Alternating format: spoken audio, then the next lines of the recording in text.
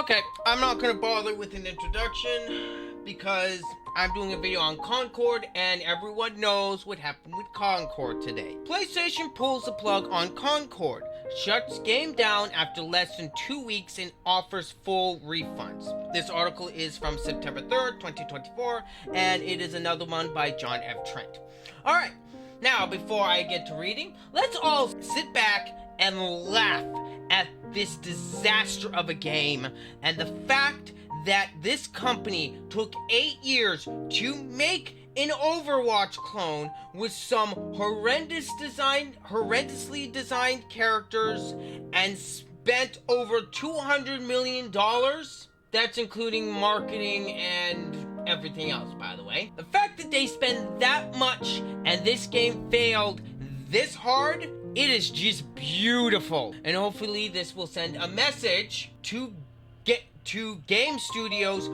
Stop with this BS. We don't want these games. We're not gonna pay for these games. We're not obligated to pay or play your shitty ass little game. Anyway, that was my little cathartic rant. Let's go ahead and get into it, shall we? Firewalk Studios announced it shut down Concord servers and will no longer be selling the game less than 2 weeks after its release. In a blog post, Firewalk Studios game director Ryan Ellis announced at this time, we have decided to take the game offline beginning September 6th, 2024, and explore options including those that will better reach our players. He also shared that the company will be offering full refunds.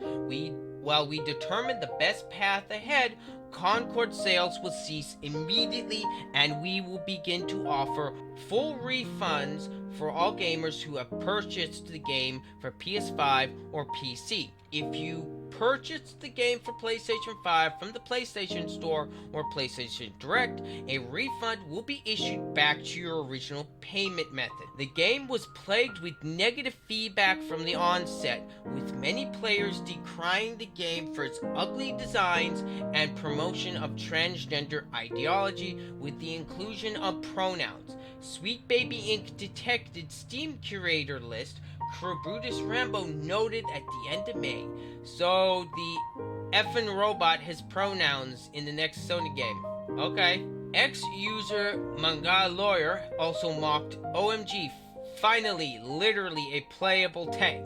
Instead of addressing these concerns, Firewalk Studios chose to ignore them. Speaking with VGC, the company's director of IP, Kim Karines, stated, "Yeah, that trailer, that moment is such a tiny slice of everything that we've been working on for years and years.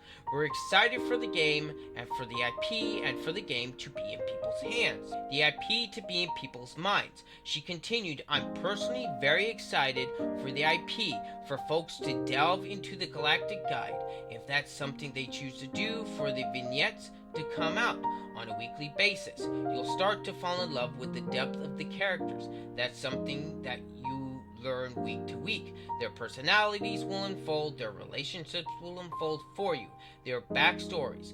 None of that is something that you can get in a tiny little slice of it. But that's a start." Karines added, "There's something there, so I'm glad folks watched it. I'm glad they participated, and I can't wait for them to see more, to see everything that is there." When the game released its early access in July, it only had a peak concurrent player count of just 1,124 players. When the game went into open beta, it barely improved with a peak concurrent of 2,388. While the peak concurrent went up on Steam between the early access and open beta, a transport from True Trophies indicated that the player counts on PlayStation declined. Kes Esler-Steven reported using a gameplay data sample from over 3.1 million active PlayStation accounts. Courtesy of our partnership with Game Insights, we can see the Concord has 8.1 fewer players in the second open beta than in the early access beta. He added, "In our PlayStation chart, the that ranks the top 40 most popular games. Every week, Concord ranked in the top 29 positions both weeks. When the game released on August 23rd, it only hit a peak concurrent of just 697 on Steam in the past 24 hours. It only hit a peak concurrent of 110 players. On PlayStation, it appeared to fare just as bad. PlayStation Network profiles reported that only 1,303 player individuals owned the game, and that of those 1,303, only 1,264 achieved the most common trophy, First Takedown, which requires players to get their first elimination or first kill in the game. The game bombed out of the gate, landing in the 147th most popular PlayStation game on its weekly chart when it first released. In its second week, the game fell to 180th, as noted above. When it was in early access and open beta, it was in the 29th position. What do you make of Firehawk Studios and PlayStation shutting down Concord and offering refunds? Alright, now, before I continue with my thoughts on this game, I will give them credit. They are giving everyone who purchased the game on PC and PlayStation full refund. That is good on them. I'm not going to say any negatives about that. Now, other than that, I'm happy that this game is getting shut down. Do I care if these people lost their jobs? Sure, it sucks. But you made a shitty game, and players do not owe you their money. That is it.